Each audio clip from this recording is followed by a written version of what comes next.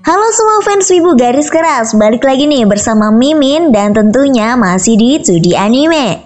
Kali ini Mimin akan membahas anime berjudul Tensei Shitara Kendeshita.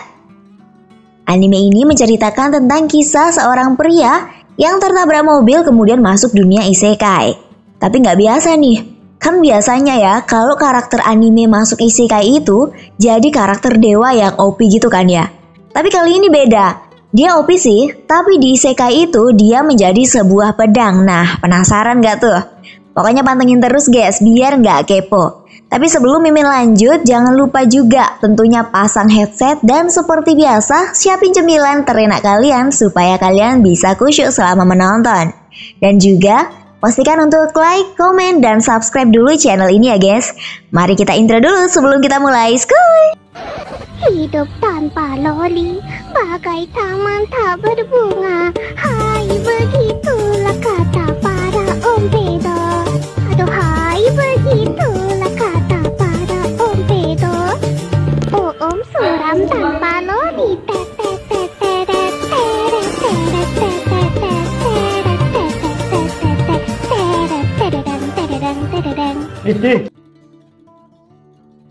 Well, di isekai ini ceritanya ada bocah ras kucing hitam yang berupa setengah manusia, setengah hewan bernama Fran. Saat ini, Fran sedang diperbudak oleh orang-orang jahat. Dia tidak bisa bertindak leluasa karena kalung yang ada di beberapa bagian tubuhnya itu menghalangi pergerakan-pergerakan Fran apabila tindakannya melanggar perintah nih. Sekedar ngomong aja langsung diomelin sama bosnya.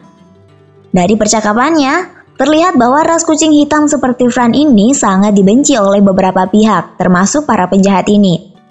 Penjahat itu pun juga demen ngejek ras kucing hitam.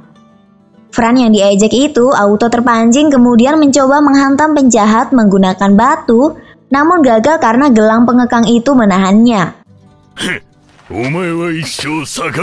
Si penjahat cukup mengucapkan perintah kepada Fran dan tubuh Fran pun dipaksa untuk menuruti perintahnya oleh gelang itu.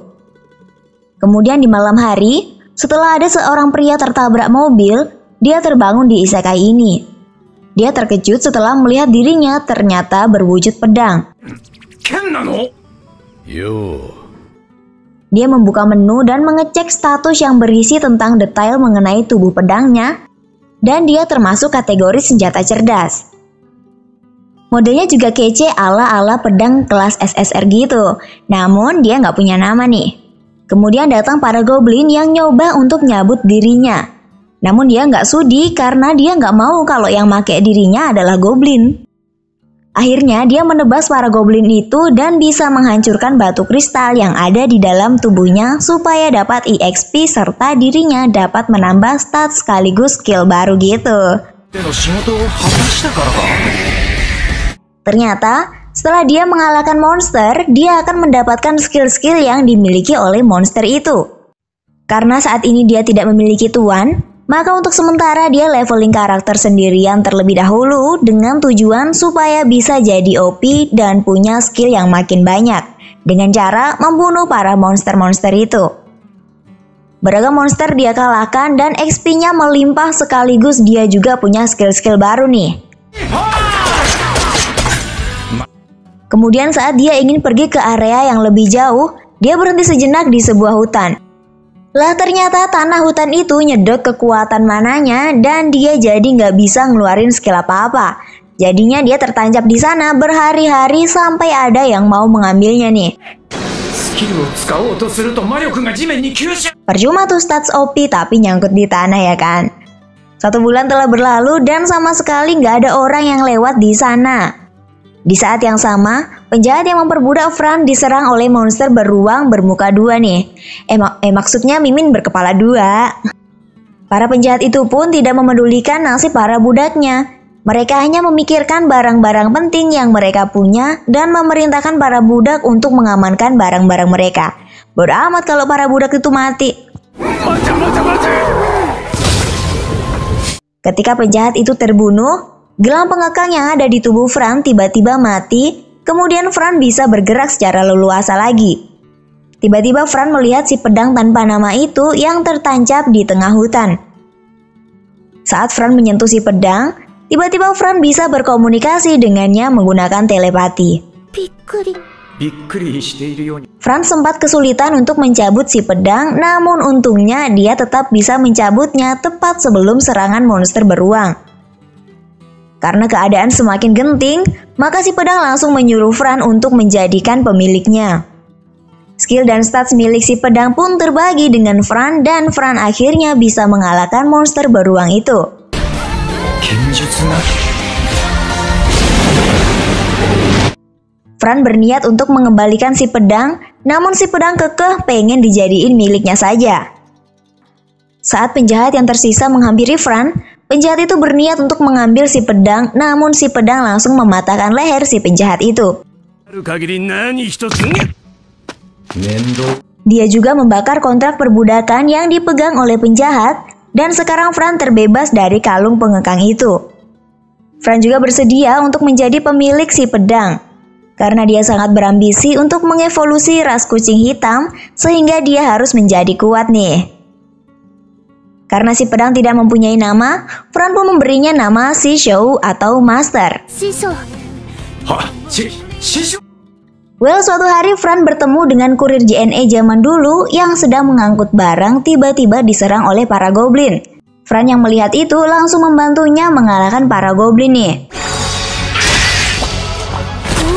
Karena si kurir berhutang budi, maka dia akan memberikan Fran tumpangan gratis menuju kota.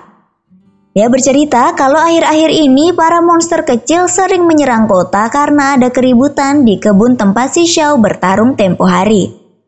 Dengan kata lain, si Xiao inilah biang keroknya guys. わかるかも知らないなダメか Si kurir juga menjelaskan kalau para monster itu dibagi menjadi beberapa kelas sesuai tingkat bahayanya. Dari kelas G yang terlemah sampai kelas S yang terkuat. Sementara untuk orang yang menjadi pembunuh monster demi mendapatkan uang dijuluki sebagai petualang. Fran sangat berminat nih untuk menjadi petualang, mengingat dia harus menggapai tujuannya yaitu untuk mengevolusi ras kucing hitam. Kemudian Fran akhirnya sampai di kota bernama Kota Alessa. Dia langsung mengunjungi guild petualang untuk mendaftarkan dirinya. Di kota itu, si Xiao sok-sokan jadi pedang terkuat karena dia merasa dirinya lah yang paling OP. Namun setelah dia ngecek status pedang-pedang milik orang lain, dia jadi minder nih karena power pedang-pedang di sana ternyata lebih tinggi darinya dan jumlahnya banyak. Akhirnya dia kena mental sendiri guys. Makan tuh, sombong sih. 鬼記録高い系ゴロゴロいるんです Setibanya di guild petualang, Fran diperintahkan untuk menjalani tes kemampuan bertarung melawan penguji di sana. Lawan Fran kali ini bernama Donadorn yang merupakan ras Kijin. さすが。 Donadorn ini memiliki kekuatan di atas rata-rata guys. Skill intimidasi yang dimiliki Donadorn biasanya membuat para kandidat ketar-ketir dan auto kabur nih. Namun Fran sama sekali tidak bergeming dan dia sangat amat siap untuk bertarung. Saat mereka bertarung, semua serangan Donadorn berhasil dihindari oleh Fran dengan mulus. Karena semua serangan Donadorn dihindari olehnya, Donadorn menggunakan skill andalannya yaitu ayunan maut. Fran terkena serangan tersebut, namun dia sempat menepisnya dan terpental. Si Xiao akhirnya membantu Fran dengan memberikan sihir penguat supaya power dan agility Fran meningkat sementara nih. Berkat itu, Fran berhasil menggores lengan kiri Donadorn. Namun Donadorn bisa menyembuhkannya dengan mudah. Fran berniat untuk mengakhiri pertarungan ini dengan menggunakan sihir tanah dan sihir api dari si Xiao untuk menjebak Donadorn kemudian membakarnya.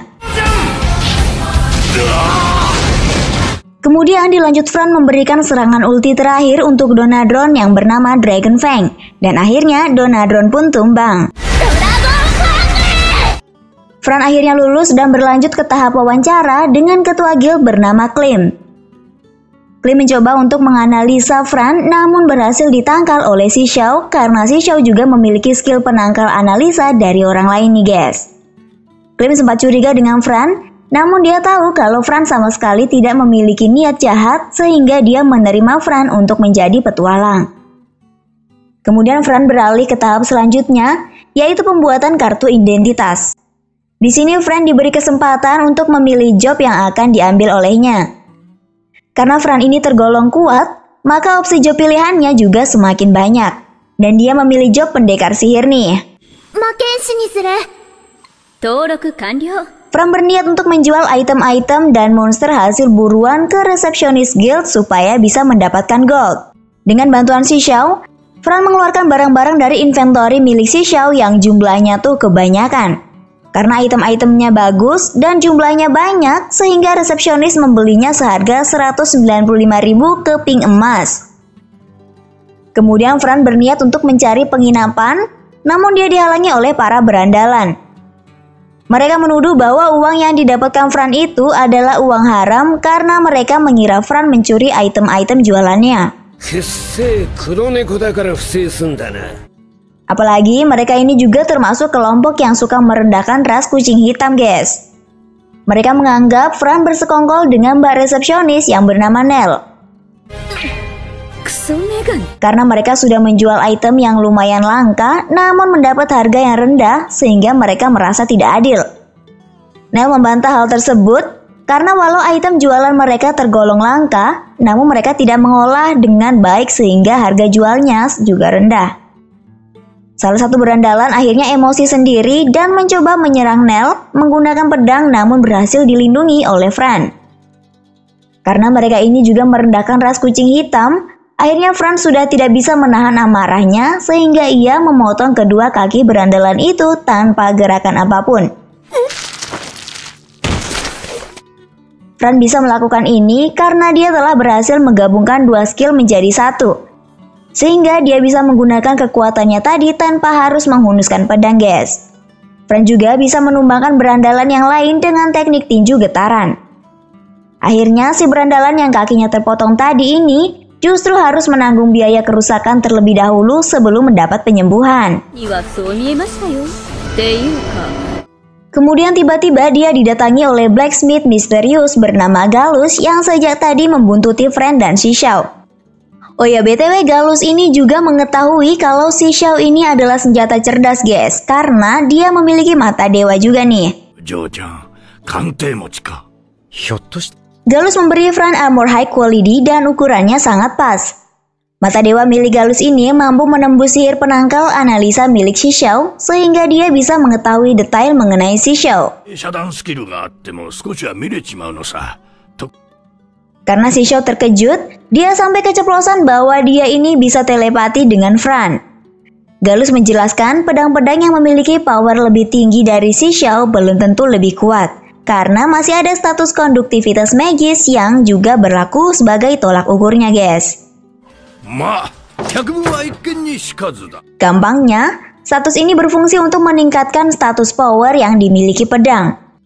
Kebetulan status konduktivitas magis milik si Xiao adalah kategori A, sehingga dengan status ini, dia bisa mempunyai power yang lebih banyak ketika bertarung. Galus juga menjelaskan kalau pedang bertipe senjata cerdas seperti si Xiao ini hanya bisa dibuat oleh blacksmith legendaris tingkat dewa. Namun si Xiao ini belum bisa disebut pedang legendaris karena statusnya masih dibilang cupu kalau dibandingkan dengan pedang legendaris lainnya. Galus akhirnya minta dibuatkan sarung pedang oleh si Xiao. Kemudian Fran mencari penginapan serta pakaian dan bahan-bahan untuk dimasak. Karena dulunya Fran adalah korban perbudakan oleh orang jahat, sehingga dia sangat kagum dengan masakan enak serta kemewahan penginapan. Keesokan harinya, Fran menjalankan misi harian untuk petualangan kelas G. Misi ini sederhana, cuma memetik tumbuhan dan ngalahin 3 goblin aja, guys. Saat mereka sedang memetik tumbuhan, mereka melihat ada beberapa petualang yang kesulitan melawan kelompok goblin. Kelompok goblin ini dipimpin oleh hobgoblin dengan penampilan yang berbeda. Tanpa pikir panjang, Fran terjun ke sana untuk membantu 3 petualang itu nih. Fran mampu mengalahkan semua goblin termasuk hobgoblin dengan mudah menggunakan teknik sihir serangan batu.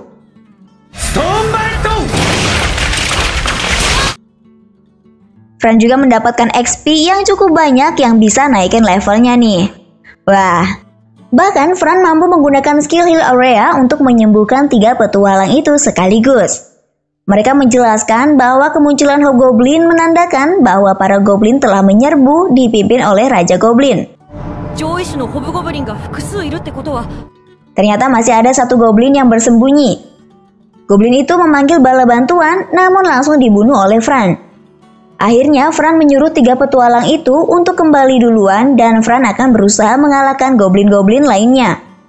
Fran mampu mengalahkan sebagian goblin dengan mudah, namun jumlahnya terlalu banyak dan kepungan mereka membuat Fran terkena serangan dan sempat terluka. Dengan segenap tekad yang kuat, Fran berhasil mengalahkan para goblin itu dengan mudah. Fran dan Xixiao bertarung dengan melindungi titik buta satu sama lain.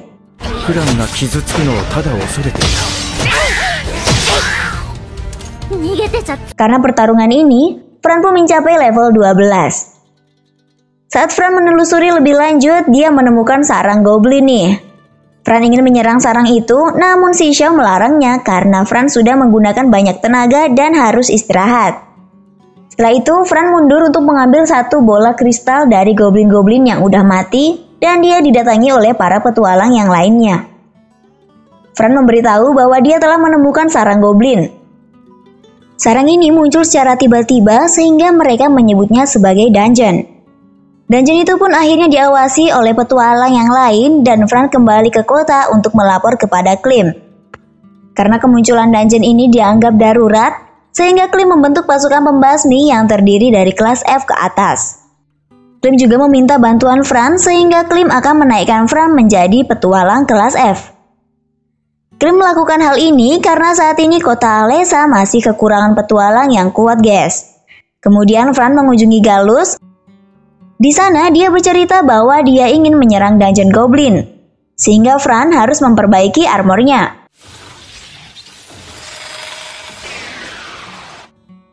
Galus bercerita bahwa dungeon diciptakan oleh Dewa Kebalauan dengan tujuan untuk menguji manusia dan barang siapa yang bisa menyelesaikan dungeon maka akan mendapatkan harta karun. Bye-bye. Neil juga bercerita kalau kemunculan dungeon ini menimbulkan kontroversi di kalangan petualang karena dungeon ini mendatangkan para monster-monster yang menyerang kota. Neil menyayangkan situasi ini karena petualang kelas A bernama Amanda sedang tidak berada di tempat. Seharusnya Amanda bisa membereskan ini dengan sangat mudah. Keesokan harinya, Fran dan Xixiao akan berangkat ke dungeon goblin untuk membasmi mereka.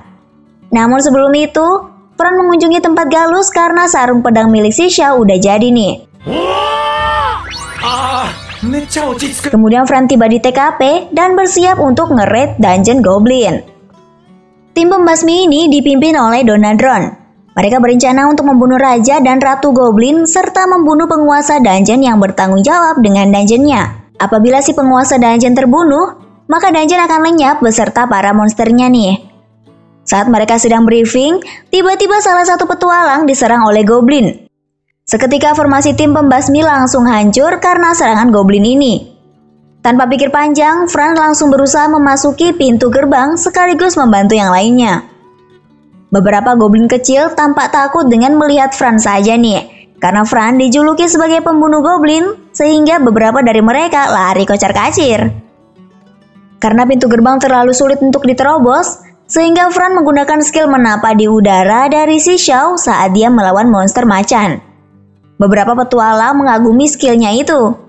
Dia juga menggunakan sihir api dan skill pedang jarak jauh untuk mengalahkan para goblin yang menghadang gerbang dungeon.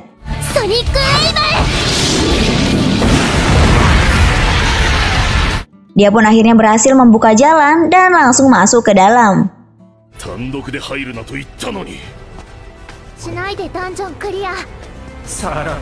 Fran pun lanjut nerobos lebih dalam dan dia ngalahin goblin yang lebih kuat. Sisanya dia skip biar petualang yang lain yang ngurus nih. Di sini Xixiao juga menggunakan skill belah pikiran biar dia bisa menggunakan 2 sihir secara bersamaan.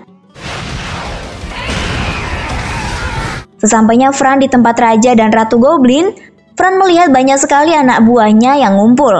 Banyaknya anak buah Raja Goblin membuat Fran kesulitan untuk menyerang secara langsung. Sehingga si Xiao berniat menyerang mereka dengan sihir api miliknya untuk menghancurkan formasi mereka terlebih dahulu. Tapi dengan sihirnya ini, justru dia malah nggak sengaja ngalahin raja dan ratunya sekaligus yang seharusnya dijatahin buat Fran, guys. Para goblin keroco yang tersisa akhirnya memilih untuk kabur tentunya. Namun petualangan mereka belum berakhir di sini, karena dengan tumbangnya raja dan ratu goblin belum menyebabkan reaksi apa-apa. Sehingga penguasa dungeon yang sebenarnya bukanlah mereka, guys. Saat Fran bergerak lebih dalam lagi, dia menemukan pintu gerbang. Fran pun memasuki pintu gerbang itu dan di dalam ternyata banyak monster serangga raksasa. Namun pintu gerbang itu langsung menutup sendiri dan tidak bisa dibuka sehingga Fran tidak bisa kembali. Level para monster serangga tidak seberapa, dan Fran beserta si Xiao bisa mengalahkan mereka dengan mudah, namun jumlah mereka tampaknya tidak berkurang. Ternyata serangga-serangga tersebut memiliki dalang yang bisa ngesamen anak buah terus-terusan, sehingga Fran langsung membunuh dalang tersebut. Berkat ini, Fran dan si Xiao bisa naik level. Setelah mengalahkan monster serangga, ternyata masih ada satu pintu lagi. Namun kali ini pintu itu memancarkan energi yang kuat seperti pertanda bahwa ada monster berbahaya di dalamnya. Sebelum memasuki pintu itu, si Xiao memberikan berbagai macam buff stats untuk Fran untuk berjaga-jaga. Dia pun berjanji kepada Fran kalau Fran bisa menang, dia bakal masakin kare terenak buatannya nih. Setelah Fran memasuki pintu itu, dia bertemu dengan monster iblis bernama Greater Demon. Monster ini sebelumnya telah disaman oleh si goblin penguasa dungeon. Greater Demon yang Fran lawan adalah monster kelas B yang memiliki skill-skill yang cukup langka. Di tempat itu, ada juga si goblin penguasa dungeon yang memegang kendali inti dungeon tersebut. Sementara itu, Donadron dan para pejuang lainnya mencoba untuk mendobrak pintu yang dimasuki oleh Fran, namun usaha mereka sama sekali tidak membuahkan hasil. Kekuatan si Xiao dengan pedang milik Greater Demon tampak seimbang karena si Xiao meningkatkan powernya. Beruntungnya Fran bisa menangkis semua serangannya juga nih. Fran berhasil menghempaskan pedang yang digenggam Greater Demon, namun dia dengan cepat mengeluarkan senjata cadangan dan langsung menghantam Fran. Kemudian Greater Demon menggunakan skillnya yang seperti teleport itu. Tiba-tiba dia berpindah ke belakang Fran dan langsung memotong kedua tangannya. Untungnya si Xiao juga dengan cepat langsung melindungi Fran dan menjatuhkan kedua tangan Fran kembali dengan skill Greater Heal. Ternyata Greater Demon bisa muncul di belakang Fran karena dia memanfaatkan bayangan yang ada di belakang Fran.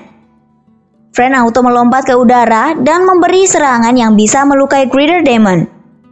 Namun monster itu bisa memberikan serangan balasan yang tentunya lebih kuat. Serangan Fran tadi sebenarnya juga mengandung racun, namun racunnya kurang efektif untuk Greater Demon. Si Xiao sempat kepikiran untuk mundur, namun Fran tetap tidak gentar.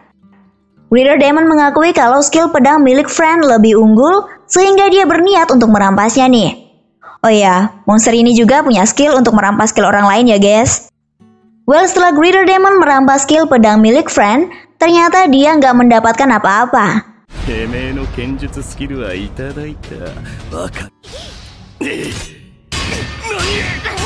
Hal ini dikarenakan skill pedang milik Fran merupakan skill pinjaman dari si Xiao. Goblin penguasa dungeon sempat memberikan bala bantuan, namun malah dibunuh semua oleh Greater Demon sendiri. Beberapa kali Fran terkena serangan Greater Demon, dia bisa bertahan, namun beberapa kali juga dia dapat menghindar karena kelincahan Fran ini. Tiba-tiba si Xiao menyadari sesuatu, bahwa dari tadi Greater Demon sepertinya menyerang dengan berhati-hati supaya serangannya tidak melukai si goblin penguasa dungeon. Dia baru ingat perkataan Donadron bahwa apabila penguasa dungeon berhasil dikalahkan, maka monster-monster di dalamnya akan ikut lenyap. Si Xiao mencoba menyerang goblin penguasa dengan sihir api dan dugaannya benar guys. Greater Demon langsung melindungi goblin itu juga. Fran dan Shishao menyerang mereka berdua dengan cara nyepam sihir api, tapi Greater Demon bisa menahannya. Shishao kepikiran satu strategi jitu nih. Dia menyadari bahwa setelah Greater Demon menggunakan sihir besar, Greater Demon memerlukan 3 detik untuk menyerap energi kembali. Shishao berencana untuk memanfaatkan waktu 3 detik ini tentunya. Dalam rentang waktu yang singkat itu, Fran akan melemparkan Shishao menggunakan sihir angin ke arah Goblin sebagai pengecoh. Yang sebenarnya dia mengincar si Greater Demon tadi. Greater Demon berhasil tertipu karena Shishao tiba-tiba berbelok ke arah dirinya dan berhasil mendarat di tubuhnya. Serangan Shishao sempat ditahan oleh Greater Demon, namun dia mengakselerasi dengan sekuat tenaga sampai bisa menembus dada Greater Demon dan akhirnya dia bisa menghancurkan batu kristalnya. Namun kekuatan Shishao membuat dirinya kehabisan mana dan dia sudah terlalu melampaui batas sehingga dia menghancurkan sebagian dirinya sendiri. Untungnya, setelah dia menyerap batu kristal milik Greater Demon, dia berhasil memulihkan mana dan bisa meregenerasi dirinya sendiri.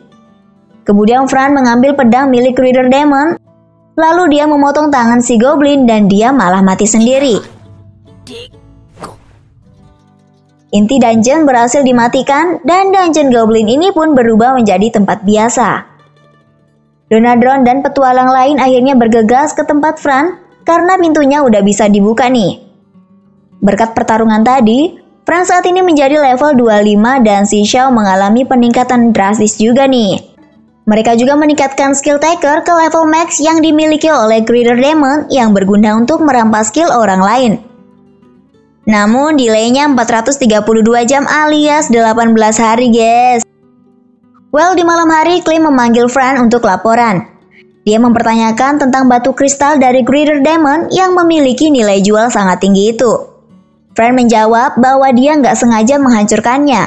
Namun tiba-tiba dibantah oleh om-om berwajah waria gitu. Om-om ini seperti tahu kalau Fran itu lagi berbohong guys. Anyway, sebelumnya si Shishao ini tidak menyadari kedatangan si om ini sama sekali. Om ini bernama August Olsen. Wakil komandan Ksatria Alessa, dia membenci para petualang seperti yang dibilang Nel.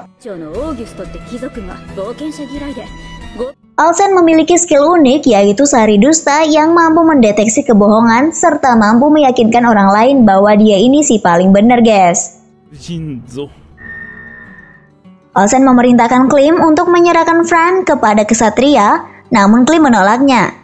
Karena Fran sudah memperjuangkan nyawa untuk menyelamatkan kota Alessa nih. Apalagi si Olsen ini juga nggak ikutan ngebantu sama sekali untuk ngebasmi para goblin itu tuh. Dia juga malah sempat minta item-item hasil buruan petualang yang telah membunuh goblin. Fran sempat melerai Olsen dan Clem dengan memberikan item tanduk goblin. Namun Elsa merasa jijik. Fran pun menyimpan dendam terhadap Olsen dan dia berniat untuk menjadikan Olsen sebagai kelinci percobaan untuk mencoba skill taking yang baru didapatkan Fran setelah mengalahkan Greater Demon kemarin. Kill Sari Dusta milik Olsen berhasil direbut oleh Fran. Olsen yang kehilangan skillnya itu tiba-tiba jadi bertingkah aneh ya kayak Odigi gitu guys. Well, Clem bercerita bahwa Olsen yang ngeselin ini bisa dinobatkan sebagai wakil komandan karena sebelumnya dia tuh nyogok guys. Aduh, zaman sekarang masih nyogok wak. Kemudian Clem menaikkan Fran menjadi petualang kelas D. Sebenarnya Clem ingin Fran langsung naik ke kelas C karena dia udah ngalahin Demon Greater kelas B nih. Namun para Dewan Guild tidak setuju karena masih terlalu terburu-buru baginya. Well, keesokan harinya Shishao akan menepati janjinya yaitu masakin kare untuk Fran nih. Namun di perjalanan dia malah ketiduran dan dia sempat bermimpi. Dia kayak bertemu para dewi-dewi gitu, padahal seharusnya Shishao ini nggak pernah tidur. Akhirnya Fran dan Shishao merayakan pesta kare. Oh ya, BTW, gudang dimensi milik Shishao ini juga berfungsi sebagai tempat yang bisa menjaga kualitas makanan ya guys. Well, kemudian di sore hari, situasi kota Alessa sedikit gaduh. Karena si berdebah Olsen ini sedang mencari Fran. Di perjalanannya, dia dibuntuti oleh 2 orang misterius. Sehingga Friend berencana untuk memancingnya dengan pergi ke atas benteng kota nih. Ternyata salah satu orang misterius itu adalah bedebah Elson itu sendiri. Well, si Friend ini pura-pura lupa dengan Elson. Dan karena skill uniknya dia udah dicuri, si idiot ini malah jadi kebingungan sendiri guys. Namun dia tetap ingat dengan Friend dan dia berkata bahwa karena skillnya udah dicuri, dia jadi dipermalukan. Karena itu dia berniat untuk membalas dendam dengan membawa seorang ras kucing biru bernama Gyuran. Ras kucing biru merupakan musuh bebuyutan ras kucing hitam BTW nih. Friend pun auto ngamuk serta menyimpan dendam yang mendalam begitu melihat Gyuran ini. Ras kucing biru inilah yang membuat ras kucing hitam dikucilkan oleh kebanyakan orang. Karena mereka telah menipu ras kucing hitam demi kepentingan mereka sendiri guys.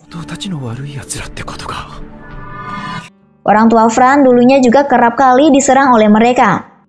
Fran dan Gyuran pun memulai pertarungan.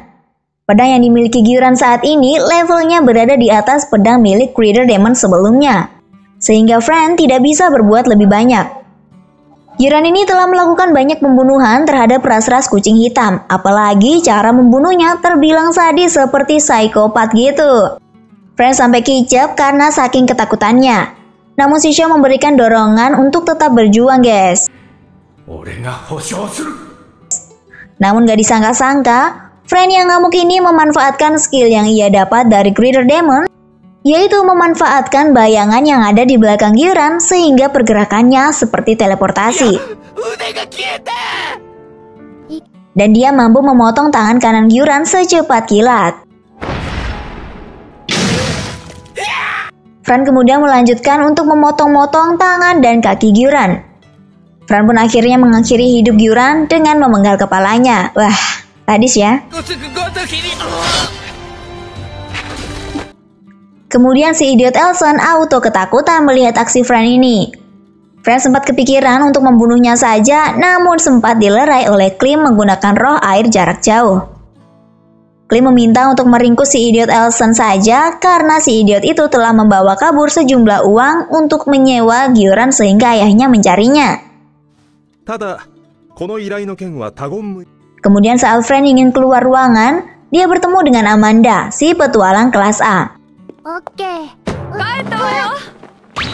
Amanda malah menganggap Fran sebagai anaknya sendiri karena dia sangat suka dengan bocil guys. Amanda ini tipikal orang yang care banget sama anak-anak, terutama anak-anak yang terlantar sampai dijuluki sebagai pelindung anak-anak gitu deh. Kemudian saat Fran menemui Klim, Fran mendapat misi untuk menyelidiki dungeon laba-laba. Klim akan memberinya imbalan beberapa batu kristal yang lumayan bernilai nih. Di misi ini Amanda juga ikut nih.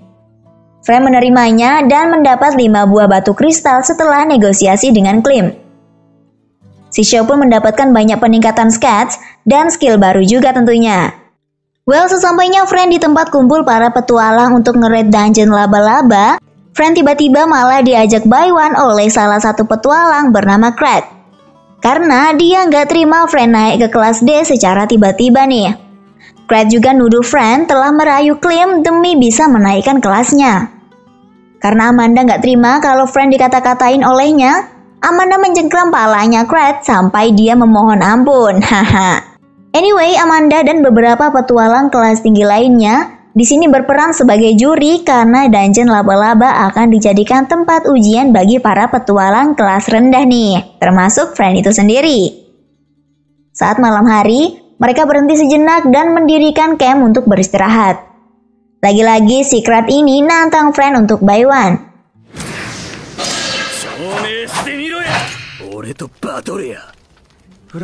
Karena Krat udah manasin Fran, akhirnya Fran setuju untuk ngeladenin si Krat ini. Fran bisa dengan lincah ngedodge serangan Krat serta menangkis semuanya. Sampai akhirnya Krat kehabisan nafas nih, dan Fran memanfaatkan kesempatan ini untuk menjatuhkan Krat dengan tendangan yang sangat elegan. Amanda melihat aksi Fran yang keren ini dan pengen nyoba latih tanding dengan Fran. Friend pun setuju dan akan melawan Amanda tanpa bantuan si Xiao. Senjata utama Amanda adalah cambuk. Serangan Amanda mampu dihindari juga oleh Friend, walaupun dia sempat tergores sedikit. Baru deh setelah Amanda menggunakan daya magis untuk cambuknya, Friend mulai kesulitan guys. Sampai akhirnya Friend mencoba untuk tetap maju dengan mengakselerasi pergerakannya dengan sihir angin. Walaupun Friend menerima beberapa luka, namun dia berhasil mendekati Amanda. Amanda sempat menggunakan sihir angin pertahanan diri, namun berkat skill bela pikiran milik Friend mampu mengcounter pertahanan Amanda itu dan memberikan serangan sihir api sebagai serangan balasan guys. Ternyata Amanda masih bisa survive dari serangan api milik Friend itu guys. Dia melindungi dirinya dengan skill kasih sayang roh.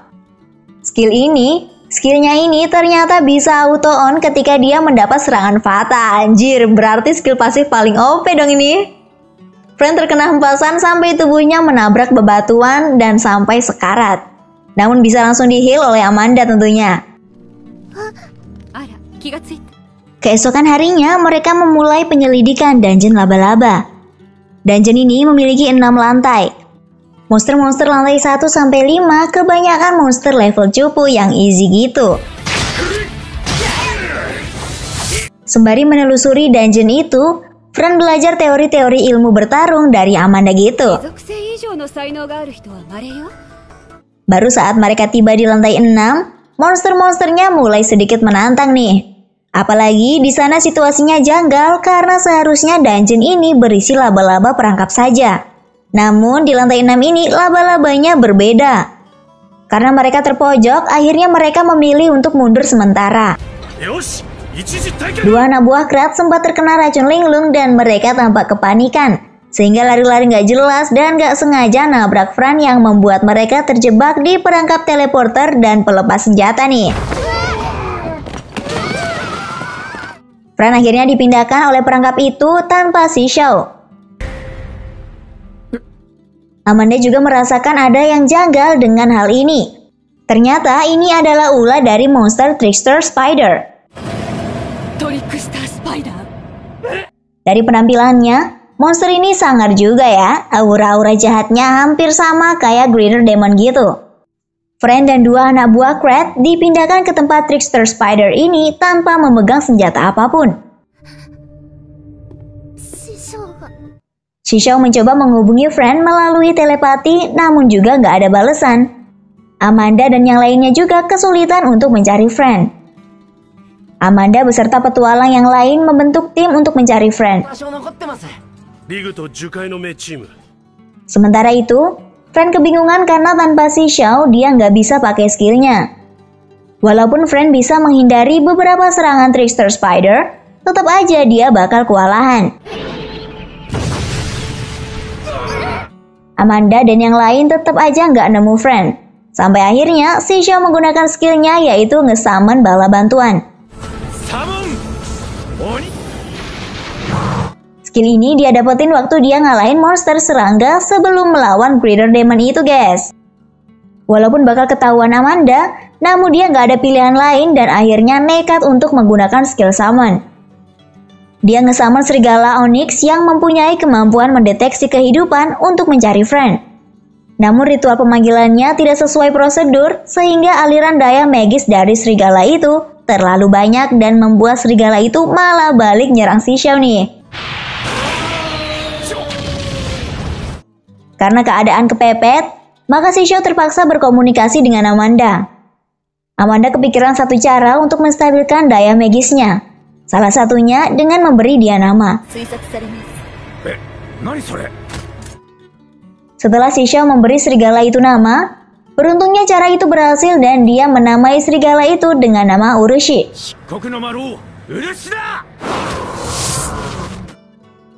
Variasi skill dan statusnya hampir sama dengan milik si Xiao. Kemudian si Xiao memerintahkan Urushi untuk mencari Friend. Urushi berhasil melewati berbagai macam perangkat berkat skill dari si Xiao, dan akhirnya dia menemukan sarang Trickster Spider yang ditutupi tembok. Sarangnya ini dipenuhi oleh jaring-jaring laba-laba. Sehingga Shishou duluan yang akan menerobosnya menggunakan sihir api dan juga akselerasi. Di sisi lain, Friend sempat putus asa karena dia sama sekali tidak mempunyai skill dan sihir nih. Namun dia kepikiran dengan Shishou yang selalu memotivasinya, sehingga dia tak akan menyerah. Dengan tangan kosong, dia mencoba membunuh laba-laba biasa dan menghindari segala serangan Trickster Spider. Sewaktu Friend akan menghajar Trickster Spider dengan tangan kosong, tiba-tiba datang Shishou yang masih berapi-api menusuk Trickster Spider itu. Shishou langsung memberikan antidot untuk Friend supaya bisa menangkal racun. Begitu juga dengan dua anak buah Krat.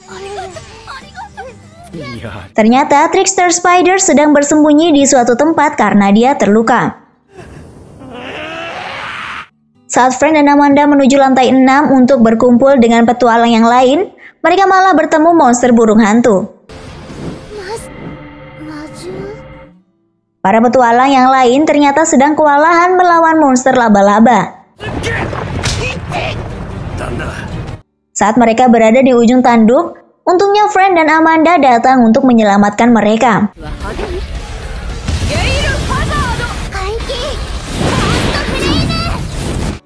Ternyata burung hantu tadi adalah milik salah satu petualang yang bertugas untuk mencari Friend. Burung hantu ini merupakan roh pelindung dan juga dia nggak terima karena tadi dibilang monster oleh Friend. Well, di sana ternyata juga ada si Trickster Spider yang tadi sempat kabur tuh. Friend pun langsung menyerangnya dan monster ini memakai berbagai macam perlindungan dan jebakan untuk mengelabui Friend, sehingga dia juga sambil nyoba untuk kabur. Namun Friend mengantisipasi hal ini dengan memberikan stun untuk monster itu menggunakan sihir petir. Kemudian Amanda memberikan serangan ulti untuk monster itu dengan sihir badai, dan Trickster Spider pun langsung KO.